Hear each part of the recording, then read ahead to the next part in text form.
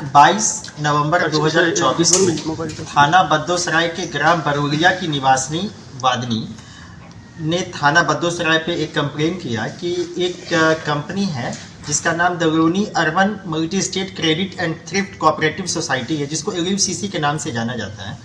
और इस कंपनी ने इनको एक कूट रचित बॉन्ड दिया करीबन 1,25,000 रुपये का, और वो इन्होंने फ्रॉड किया और वो कंपनी बंद करके कंपनी के जो ओनर हैं, एजेंट हैं, वो भाग गए। इस संबंध में थाना बद्दोसराय पे मुकदमा अपराध संख्या 289/2024 सुसंगत धाराओं में पंजीकृत किया गया बनाम राम नरेश आदि 8 नफर व्यक्तियों के अगेंस्ट। फिर इस जब ये मुकदमा पंजीकृत हुआ तो कुछ अन्य व्यक्ति भी आए और उन्होंने भी बताया कि इस कंपनी ने उनके साथ ही फ्रॉड किया है और इन्होंने उन व्यक्तियों ने कंपनी को पास अपना पैसा जमा किया और वो कंपनी अब पैसा जो उनका मैच्योरिटी है वो नहीं दे रही है, वो भाग गए हैं यहाँ पे। इस संबंध में तुरंत करीबन 5 मुकदमे थाना बद्दोसराय पे, 3 मुकदमे देवा, 1 मुकदमा रामनगर, 1 मुकदमा मोहम्मदपुर खलगा, इस करीबन 9 से 10 मुकदमे कायम हुए इसी कंपनी के अगेंस्ट। इस कंपनी के मोडस ऑपरेंडी ऐसी थी कि कंपनी ने अपने आप को कृषि मंत्रालय से एक सोसाइटी के रूप में रजिस्टर कराया और जो इसका अभी जो उपनियम है बायोलॉज, उसके हिसाब से इस कंपनी का था कि ये सीमांत किसानों को या किसानों को के बेहतरी के लिए काम करेगी और कोऑपरेटिव बनाएगी, यानी समूह बनाएगी। इसकी आड़ में इन्होंने क्या किया कि अपने लोगों को जो इनके कस्टमर को उन्होंने 13-14 रुपये का एक मेंबर बना दिया, लेकिन ये एक तरीके का मास्क मेंबरशिप था, यानी कि वाकई में मेंबर उनको पता ही नहीं था कि मैं मेंबर हूँ।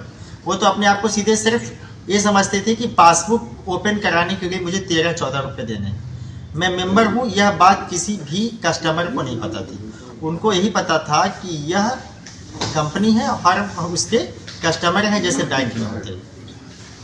फिर एक कंपनी उनमें से जितने भी ऐसे व्यक्ति थे जो उनके कस्टमर होते थे, उनसे कुछ निश्चित पैसा जमा कराती थी, RD यानी रिकरिंग डिपॉजिट और फिक्स्ड डिपॉजिट और अन्य स्कीमों में। कुछ 1 बरस के होते थे, कुछ 2 बरस के, और इनका था कंपनी का कि हम आपको 5.5 बरस में ही पैसा दुगना करके दे देंगे। और इस जो आप समझिए कि बैलून ऐसा जो परफोरेटेड जो सॉलिन टाइप का एक वादा इन्होंने किया, जो कि जिसकी कोई ज़मीनी हकीकत नहीं थी, इसके झांसे में इन्होंने अनेकानेक कस्टमर को अपनी गिरफ्त में लिया और पैसे जमा कराए और उन्होंने अपने इन कस्टमर्स को पैसे अदा भी नहीं किए।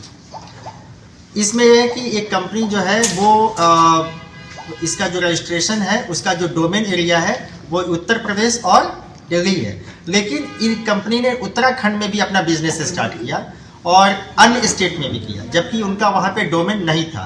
एक और चीज़ अभी विवेचना के दौरान प्रकाश में आई है कि कंपनी ने जिस स्थान को अपना हेड ऑफिस बताया, यानी जिस स्थान के सापेक्ष इस कंपनी का रजिस्ट्रेशन हुआ, वहाँ पर यह कंपनी काम ही नहीं करती है।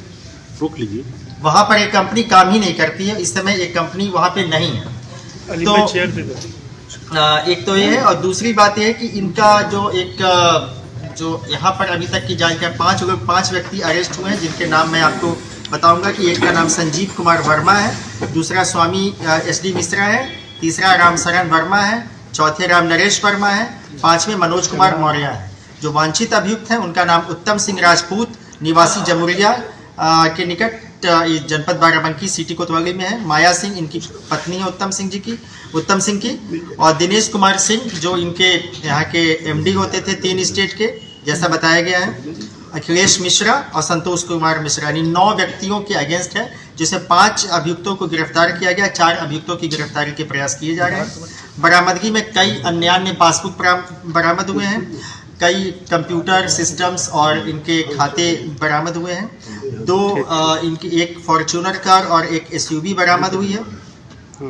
कुल मिला के कंपनी एक नॉन रजिस्टर्ड कंपनी थी। रिजर्व बैंक ऑफ इंडिया से इसका कोई रजिस्ट्रेशन नहीं था, जो कि अभी तक ज्ञात हुआ है।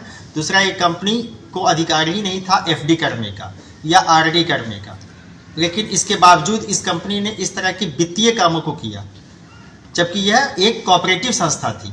यदि इसका रजिस्ट्रेशन हुआ भी था तो कोऑपरेटिव के तौर पे हुआ था, न कि एक नॉन बैंकिंग कंपनी के तौर पे हुआ था। जिले में कितनी ब्रांचेस हैं और अभी स्टेटस क्या है? अभी तक की प्राप्त जानकारी के अनुसार जो संजीव कुमार जो वर्मा है, ये यहाँ पे का मुख्य है और इसके पास 55 से 56 इसके अधीन ब्रांच थी।